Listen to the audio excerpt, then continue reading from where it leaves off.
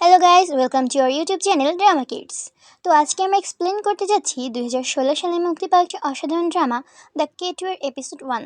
আর হ্যাঁ, একটা কথা জানিয়ে দেওয়া উচিত আপনাদের যে কপিরাইট ইস্যুয়ের কারণে আমরা মিস্টার প্লাঙ্কটনের এক্সপ্লেনেশন আপাতত বন্ধ রাখছি। এজন্য আমরা আন্তরিকভাবে দুঃখিত। তো চলুন শুরু করা যাক আজকের এক্সপ্লেনেশন। মুভির শুরুতে আমরা একটি ছোট মেয়েকে দেখতে পাই। মেয়েটির নাম হচ্ছে অ্যানা। তাকে একটি নান হাউজের দিকে নিয়ে যাওয়া হচ্ছিল। আসলে তার মা মারা গিয়েছে, তাই তার সৎ মা তাকে নান হাউজে রেখে আসছিল। নান হাউজ মূলত এমন একটি জায়গা যেখানে টাকা দিয়ে বাচ্চা রেখে আসলে ওখানে তা দেখাশোনা করবে। এক কথায় আমাদের দেশের অনাথাশ্রমের মতো। আমরা এখানে জানতে পারি যে অ্যানা মূলত থাকে কোরিয়াতে, কিন্তু তাকে তার সৎ মা চীনের একটি নান হাউজে রেখে আসছে। তো অ্যানাকে তার সৎ মা কেন তো দূরে রেখে আসছে তা আমরা পরবর্তীতে জানতে পারবো। পরের সিনে দেখা যায় অ্যানা এখন অনেক বড় হয়ে গেছে এবং সে ওই নান হাউস থেকে পালানোর চেষ্টা করছিল। অবশেষে সে পালাতে সফল হয়। অন্যদিকে আমরা একটি ছেলেকে দেখতে পাই যার নাম জেহা। জেহাই মূলত আমাদের মুভির মেইন লিড, অর্থাৎ আমাদের হিরো। এই সিন মূলত তার অতীত সম্পর্কে কিছুটা জানা যায়। দেখা যায় তার শরীরে অনেক ক্ষতের চিহ্ন রয়েছে। আমরা এখানে জানতে পারি সে কোরিয়ার একজন দক্ষ সোলজার ছিল। সিন শিফট হয়ে দেখানো হয় অ্যানা পালানোর সময় দৌড়াতে দৌড়াতে একটি টিকিট কাউন্টারে পৌঁছায়। সে সেখান থেকে ট্রেনের টিকিট নেওয়ার সময় খুব তাড়াহুড়ো করতে থাকে। আমরা দেখতে পারি সে খুব ভয় পেয়েছিল। তখনই দেখা যায় তার পিছন দিয়ে একটা লোক তাকে ধরার জন্য এগিয়ে আসছে। তাই সে সেখান দিয়ে দৌড়ে পালাতে থাকে। তখনই তার একটি ছেলের সঙ্গে ধাক্কা লাগে। আমরা দেখতে পারি ছেলেটি আসলে জিহা ছিল। এনা জিহাকে তাকে বাঁচানোর জন্য অনুরোধ করে, কিন্তু জিহা তার কথায় কোনো পাত্তা না দিয়ে সেখান থেকে চলে যায়। আসলে জিহা নিজে একটি মার্ডার কেসে ফেসেছিল, তাই সে নতুন করে কোনো ঝামেলায় না জড়ানোর জন্য সে এনাকে সেখানেই রেখে চলে যায়। তখন পিছন দিয়ে সেই লোকটি আসায় এনা সেখান থেকে আবার পালাতে শুরু করে। পালানোর এক পর্যায়ে এনা ওই লোকটার কাছে ধরা পড়ে যায়। তখন দেখা যায় জিহা সেখানে চলে আসে। জিহা আসলে এনাকে বাঁচানোর জন্যই আবার ফিরে এসেছিল। তখন জিহা এবং ওই লোকটির মধ্যে ফাইট শুরু হয়ে যায়। ফাইটের এক পর্যায়ে জিহা ওই লোকটিকে মেরে ফেলে।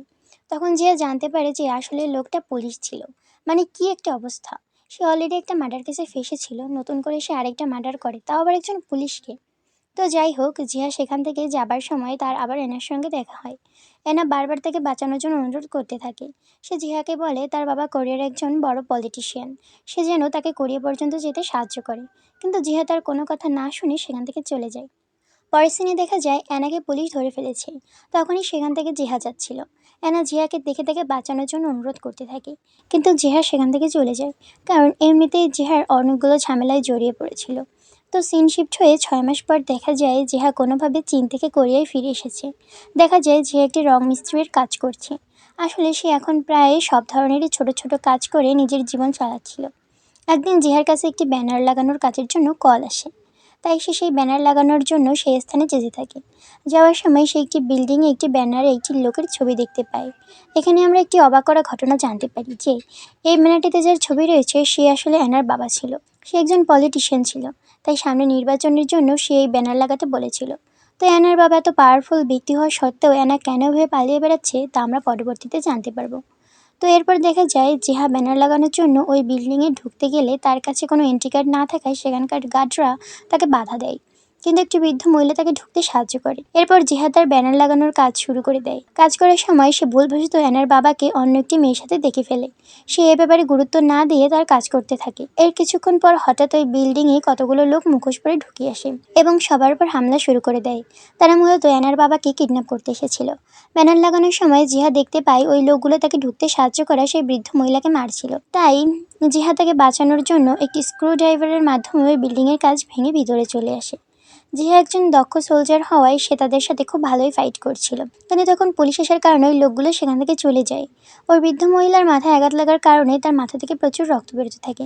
তাই জিহা তাকে হসপিটালে ভর্তি করতে বলে এবং সেখান থেকে চলে যায়, কারণ জিহা মূলত একজন ইন্টারন্যাশনাল ক্রিমিনাল ছিল। অন্যদিকে দেখতে পারি একজন মহিলা একটি শোতে ক্যামেরার সামনে বসে কথা বলছিলেন। এখানে তার কথা শুনে বোঝা যায় তিনি একজন ভালো মনের মানুষ। কিন্তু কিছুক্ষণ পরে তার এবং তার সেক্রেটারির কথোপকথন থেকে আমরা জানতে পারি যে সে আসলে অ্যানায়ের সৎমা। তিনি কোরিয়ার একটি ধনী পরিবারের মেয়ে এবং খুবই ডেঞ্জারাস একজন মহিলা। তাকে দেখতে যেমন দেখায় সে আসলে ঠিক তার উল্টোটা। তো এখানে তার সেক্রেটারি তাকে তার স্বামীর অফিসের সকল ঘটনা জানায়। সে তাকে এও জানায় যে একটি ছেলে তার স্বামীর সাথে অন্য একটি মেয়েকে একটি রুমে দেখে ফেলেছে। তাই সে সেই ছেলে অর্থাৎ জিহাকে ধরার জন্য একটি টিম পাঠায়। তারা জিহাকে ধরার জন্য জিহার বাড়ি যায়। তখনই টিমের হেড ইনচার্জ অফিসে জিহার ফাইট দেখে বলে, দ্রুত টিমকে ফিরে আসতে বলো, নইলে কেউ বেঁচে ফিরবে না। আসলে জিহা যখন মিলিটারিতে ছিল সে তার ট্রেনার ছিল। তাই তার জিহার ব্যাপারে সম্পূর্ণ ধারণা ছিল। অন্যদিকে দেখা যায় অ্যানার বাবা অর্থাৎ জ্যাক অ্যানার সৎ মা ইউজিনকে বলে, আমার মেয়ে এভাবে আর কতদিন থাকবে। তখন ইউজিন বলে, সে সবার সামনে এলে আমাদের রেপুটেশন নষ্ট হবে, তাই সেভাবেই থাকবে। আর তাছাড়া তোমার মেয়ে আবার নান হাউস থেকে পালিয়েছে। তাদের কথাবার্তার মধ্য দিয়ে আমরা এটা বুঝতে পারি যে জ্যাকও আসলে ইউজিনকে ভয় পায়, কারণ ইউজিন কোরিয়ার একজন বড় বিজনেসম্যানের মেয়ে। সেই মূলত জ্যাককে রাজনীতি করতে সাহায্য করছিল, যাতে তার বিভিন্ন কাজে হেল্প হয়। একদিকে দেখা যায় অ্যানা পালানোর সময় হঠাৎ একটি গাড়ির সামনে গিয়ে দাঁড়ায়। তখন গাড়ির সামনে আলো দেখে তার অতীতের ঘটনার কথা মনে পড়ে যায় এবং সে বলতে থাকে, আমি আমার মাকে মারিনি। এখানে এপিসোড 1-এর শেষ হয়। তো জিয়া কি ওখান থেকে পালাতে পারবে এবং অ্যানার অতীতে আসলে কী ঘটেছিল তা আমরা পরবর্তী এপিসোডে জানতে পারবো।